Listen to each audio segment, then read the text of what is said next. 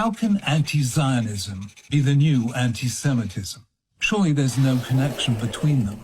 Anti-Semitism is hatred of Jews as a people, a race, an ethnic group.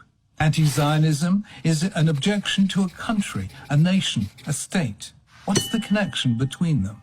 Anti-Semitism is a virus that mutates, so that new anti-Semites can deny that they're anti-Semites at all, because their hate is different from the old.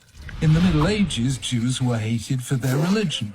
In the 19th and early 20th century, they were hated for their race. Today, they're hated for their nation-state, Israel. What all three have in common is that there are different ways of saying that Jews have no right to exist collectively as Jews with the same rights as other human beings. In each era, anti-Semitism has focused on the primary form of collective Jewish existence. In the Middle Ages, they were a religious community, so they were hated for their religion. In the 19th century, when many European Jews became secular, they formed an ethnic group, a race, and were hated as such. Today, when their primary collective embodiment is as the people of Israel in the state of Israel, they are hated for their state. Anti-Zionism is the latest mutation of the world's longest hate. What then is the connection between Jews as a people, Judaism as a religion, and Israel as a state? The connection between the Jewish people and Israel goes back long before the birth of either Islam or Christianity. Jews created a society there in the days of Joshua, a kingdom in the days of Saul, and a nation with Jerusalem as its capital in the days of King David. All of this more than 3,000 years ago. Jews are the only people who ever created a nation-state there. At all other times in the past 3,000 years, it was merely an administrative district in an empire whose center was elsewhere. The Assyrian, Babylonian, Persian, Alexandrian, Roman, and Byzantine empires, the Crusaders of the Holy Roman Empire, the various Muslim empires, such as the Umayyads, the Abbasids, the Fatimids, the Mamluks, and the Ottomans, until finally the British. Jews are the only people who have maintained a continuous presence in the land. They are its indigenous, original inhabitants. The November 1947 United Nations vote to bring Israel into existence was a momentous reversal of imperialism. It gave back to the Jewish people the home taken from them by empire after empire. Israel was the only non-artificial creation in the Middle East after the collapse of the Ottoman Empire. The rest, among them Jordan, Syria, Iraq, Libya, Saudi Arabia, and Yemen, were all artificial creations that hadn't been states before, which is why most of them still exist in a condition of ethnic, religious, and tribal strife. Only Israel had previously existed as a nation-state. That's the unbreakable connection between Israel and the Jewish people. The connection between Israel and Judaism is equally ancient and fundamental. It's more than just, as Robert Frost said, home is the place where when you have to go there, they have to take you in. Read the Hebrew Bible, and you'll see immediately that it isn't about the salvation of the soul. It's about creating in the Holy Land a society based on biblical ideas of justice, welfare, the sanctity of life, and caring for the stranger because you know what it feels like to be a stranger. Judaism began with two journeys to the land, one by Abraham and Sarah, the other by the Israelites in the days of Moses.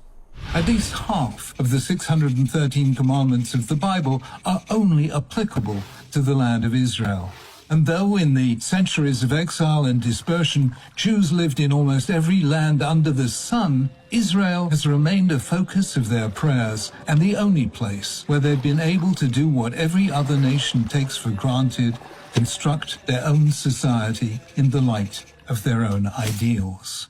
Judaism differs from the other Abrahamic monotheisms, Christianity and Islam, in that it's the only one of the three that never created or sought to create an empire. It was the imperialism of the Roman Emperor Hadrian that led him in the 2nd century to change the country's name to Palestine. one of the first, but certainly not the last, deliberate falsifications of history by those who seek to deny the Jewish people's right to their land. There are 56 Islamic nations and 159 in which Christians form the majority. There is, and only ever has been, one Jewish state, tiny and vulnerable though it is and always was. That's why anti-Zionism, denying Jews the right to their one and only collective home by misrepresenting Judaism, is the new anti-Semitism, every bit as virulent and dangerous as the old.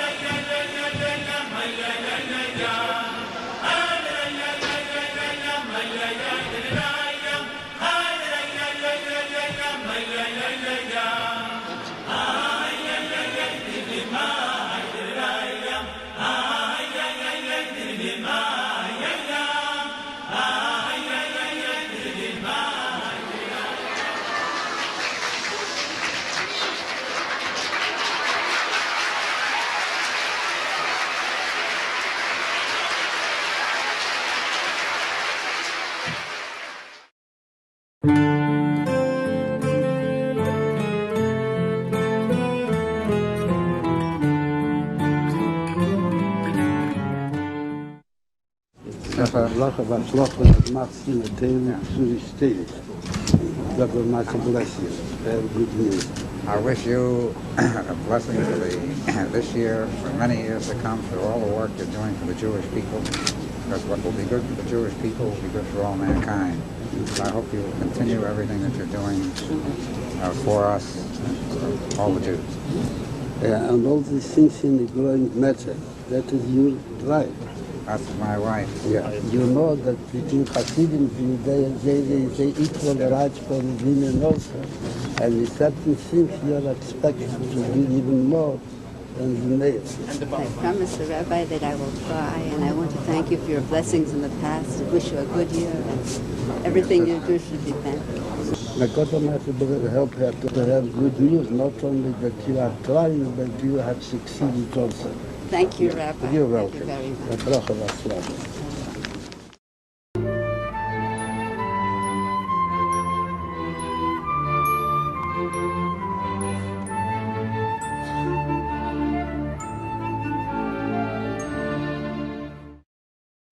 Das ist der Artikel, was er gemacht hat, den du Ja. Das ist der Artikel. Yeah.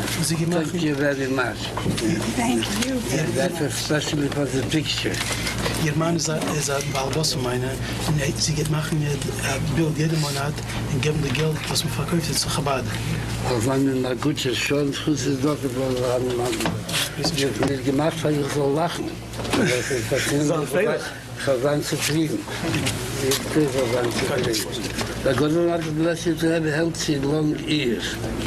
Now and after that, all your life. All your life, all the years of your life. And good news. Thank you. You're welcome. Bracha v'atzlacha.